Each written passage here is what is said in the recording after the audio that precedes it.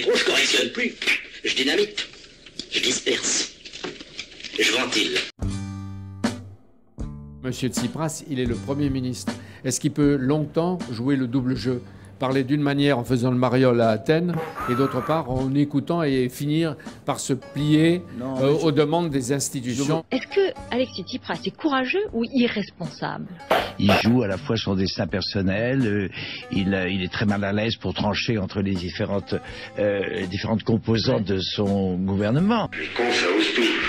C'est même à ça qu'on les reconnaît. Depuis que Tsipras est arrivé, tout était à l'arrêt, que les banques sont au bord du dépôt de bilan, que les ménages grecs ne remboursent plus leur crédit puisque Syriza a annoncé qu'il empêcherait les saisies.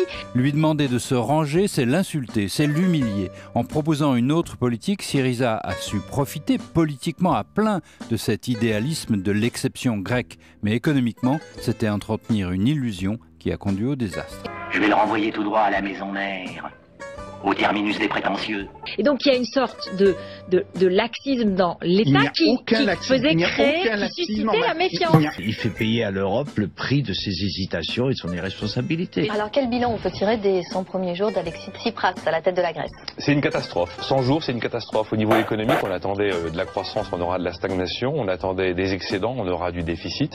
Ensuite, c'est l'appauvrissement de l'État à vitesse grand V. Les capitaux privés continuent à fuir le pays. Les recettes fiscales se sont effondrées. Et troisièmement, cette grande idée de la victoire des peuples sur le diktat de l'Europe germanique, eh ben, ça fait long feu. Les Grecs, de la droite jusqu'à l'extrême gauche, ne veulent décidément pas qu'on s'attaque à leurs archaïsmes et leurs habitudes. Donc l'enjeu, c'est qu'il ne faut pas humilier la Grèce. Il ne faut pas humilier l'extrême gauche de Syriza, mais on sent bien que d'une manière ou d'une autre, ils vont devoir capituler.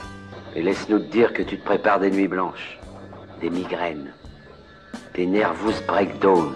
Il y a une part de la culture grecque qu'il faut corriger. La méfiance vis-à-vis de l'État, le rejet de l'impôt, l'absence de souci du collectif, de l'intérêt général au profit des réseaux de proximité, des réseaux solidaires, notamment les familles.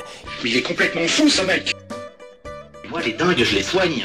C'est vrai qu'ils en ont fait énormément des efforts, mais après tout, les Européens aussi en font, et si on les faisait voter, les Européens, dans chacun de leurs pays, eux aussi probablement diraient qu'ils en ont assez de faire des efforts. Des réformes qui sont pour votre bien, même si elles comportent des épisodes douloureux. On va lui faire une ordonnance. Et une sévère. Je vais lui montrer qui c'est Raoul. Si les réformes de l'Eurogroupe ne sont pas faites, alors on crée la dette de demain. Et donc on ne règle rien. On continue à creuser cette dette pour les 50 prochaines années. Pas d'euro sans les disciplines de l'euro. Ça non plus, la Grèce ne l'a pas admis. Elle se place toujours en dehors du lot des autres. Elle est à part, un peu au-dessus. Il nous a joué un tour, enfin il ne l'a pas dit, mais je pense qu'il le pensait.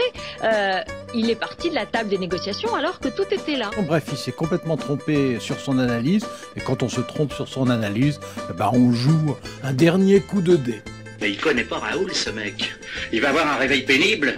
J'ai voulu être diplomate à cause de vous tous, éviter que le sang coule, mais maintenant c'est fini. Mais parce que si ça continue, il faudra que ça cesse quand même. On va pas éternellement traîner cette histoire grecque d'Eurogroupe en Eurogroupe sans jamais trouver de solution. Je vais le travailler en férocité, faire marcher à coups de latte.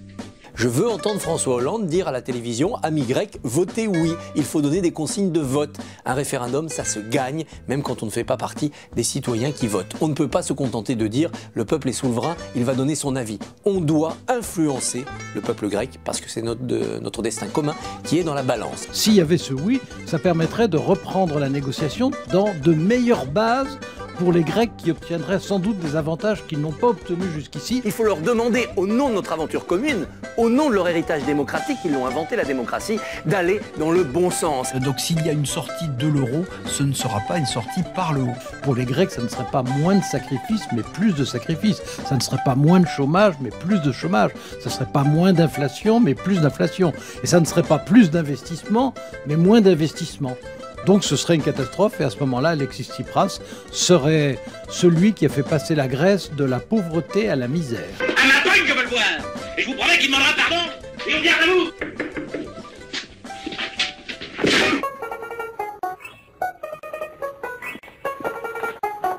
Oh merde. Votre homologue grec Varoufakis démissionne, son ami Tsipras vous offre sa tête pour reprendre vite les négociations. Est-ce que c'est un signe suffisant? Pourquoi pas étant un pays souverain, nous ferions pas nous aussi un référendum sur la question.